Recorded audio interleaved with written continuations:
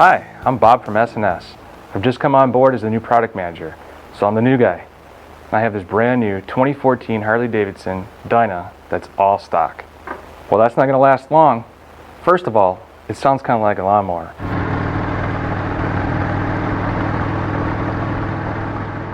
And second, it just doesn't have enough power.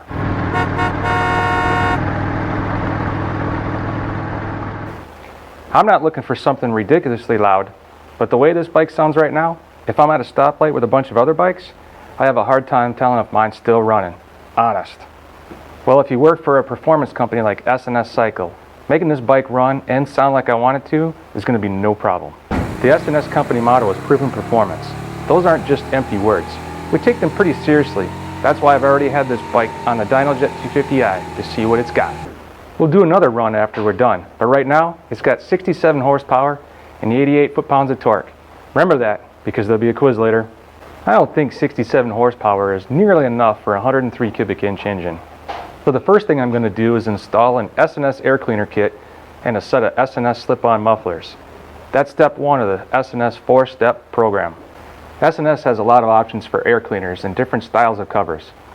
You can't go wrong with any of them. They all work great, but for my money, this black Airstream cover is the one I'm putting on my bike. If you like one of the other S&S air cleaners better, that's the one you should put on your bike. These S&S Slip-On Mufflers look great. The finish is show quality chrome and they're easy to install. They sound really good, and in combination with the S&S air cleaner, they make great power. But you don't have to take my word for it, we're going to prove it. So let's get to work. I'm installing these parts myself. It's not hard, and with the help of the instructions included with the kits and the online how-to videos, you shouldn't have any problems installing them yourself either. Step one is pretty easy on late model bikes. That's because the closed loop fuel injection system on all 2007 and later models will compensate for minor changes like intake and exhaust, so don't have to worry about changing the EFI calibration. On earlier EFI and carbureted bikes, you really should dial them in, but not today. That sure didn't take long. Let's fire it up and see what we've got.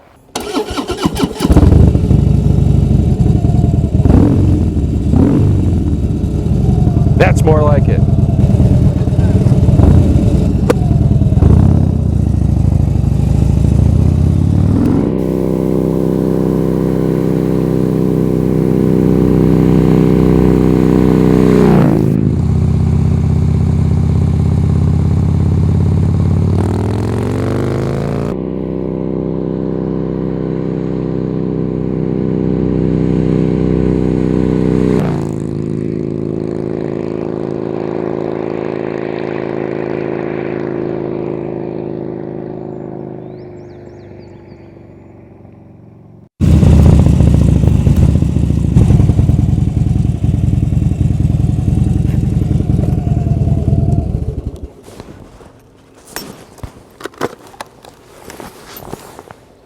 I'm not gonna lie, that was freaking awesome.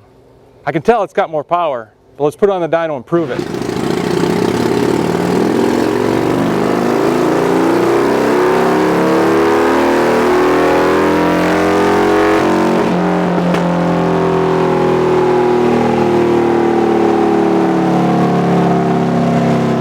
We went from 67 to 75 horsepower, or an increase of 10%.